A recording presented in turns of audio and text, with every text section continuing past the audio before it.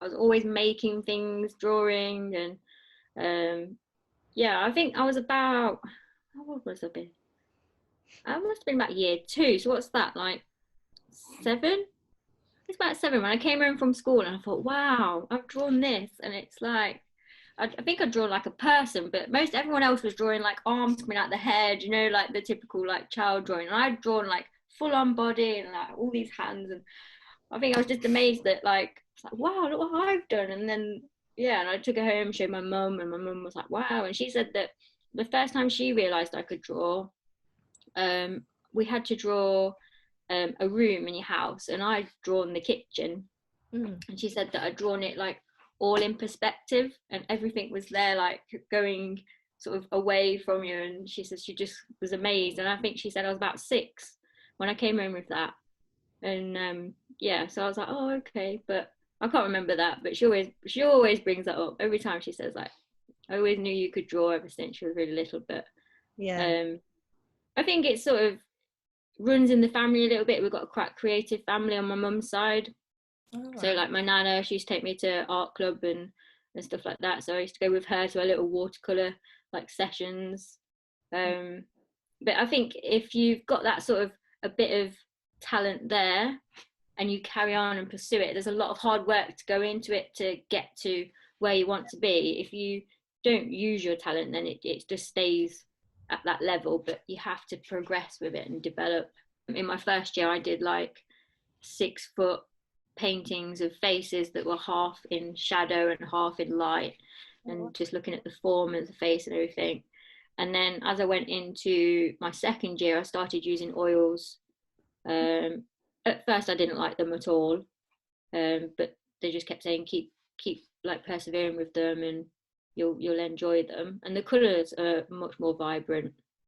If I really get into a painting, I'll come home from work, like have my dinner, and then I'll sit for maybe 2-3 hours painting as well, which is quite nice now because having a home studio, I can do that. Whereas before, I'd have to travel like into the city. The first layer, because of how thin it is, so it's really like watered down or like thinned down. I do it say one day, the next day it's dry, or even in the afternoon it's dry. If I did it in the morning, because it's so thin, you can still see all my pencil marks, and you can see a lot of the aluminium showing through. So once that bit's dry, it's then the next layer that takes the longest. It's sort of slightly thicker, and I stipple when I paint it, so it gives the next layer something to grip onto. Yeah. It gives a bit of a texture as well, which I quite like. Yeah, Yeah. maybe one day I can do that all the time. I love it because I work in a school, so I'm a design technician and artist in residence at a high school. And it's just in the holidays, I'm like, this is my time. I can like paint every day. So it's just nice that I get those holidays to actually do some work properly. The latest one, you can just see it. So it's the me and my cat. And last year I challenged myself to run 1,000 miles because I'm mad. And the year before I'd ran like 60 miles. I'm quite active, but I hadn't really done much running. And I was like, right, I'm going to be on it. I don't know, let's run 1,000 miles. Don't know why.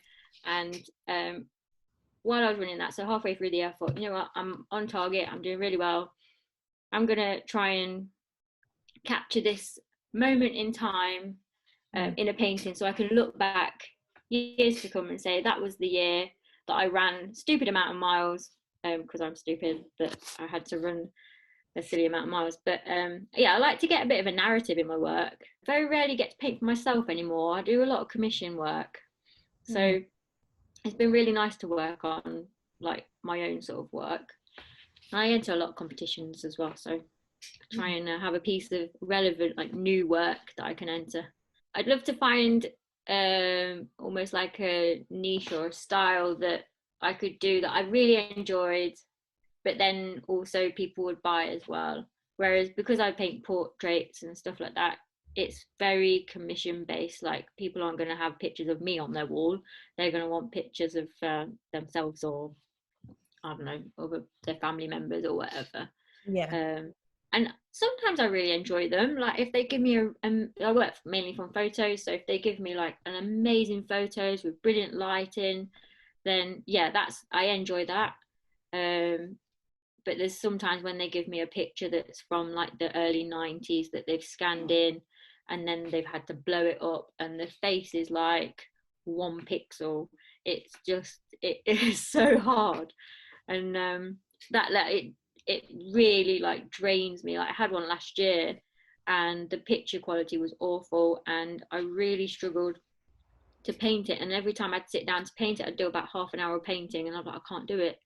It was just so like draining and I couldn't wait to finish it. And then I didn't paint for about 4 months after that. I was thinking about this the other day because I do a lot of self portraits because obviously it's easier to paint yourself. Well, I find it easy. Everyone always says, "Is it hard? It must be hard to paint yourself." And I was like, "No, it's easier because there's less pressure. If it goes wrong, it goes wrong. I'm not offending anybody. Yeah. Like, I'm not going to show the world. If it looks awful, I'm not going to go, oh, I painted this, but it's meant to be me, but it's not. So I'll just probably paint over it, or well, actually, I never paint over anything. I always finish painting.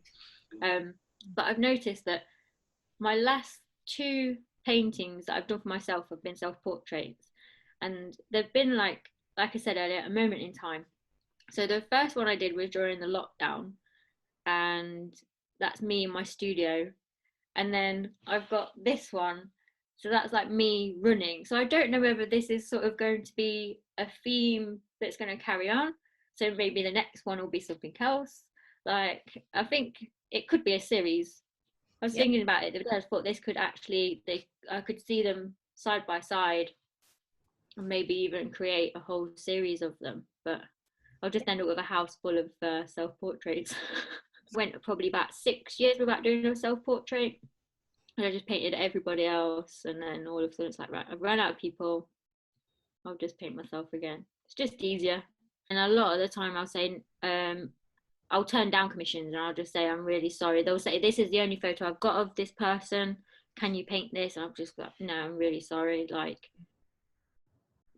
either it's not my style of work or the quality of the image isn't very good, and I'll just say I won't be able to do it justice. And at the end of it, if it's not as high quality as I'd like it to be, I wouldn't like to put my name to it. It's really good if you can go and take your own photos.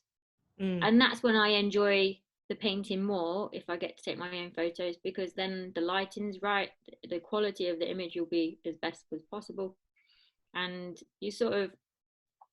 you also can speak to that person and learn their personality and or get a bit of an idea of like who they are. And that helps when you're painting, because you'd be like, well, okay, I know they're like this sort of person, and you try and portray that in the work. I had a big commission for the University of Leicester, and I went down to London to meet this lady, and I spent like, she cooked me lunch and we went and had a big chat and everything. So I learned all about her and her life and everything like that. And then we sat and I took loads of photos and I was emailing her back and forward and stuff. And that's really nice because then you've got an idea of who this person is that you're painting. It's not just a picture of somebody. Yeah. It is a person at the end of the day, and it's quite nice to see them and speak to them in the flesh.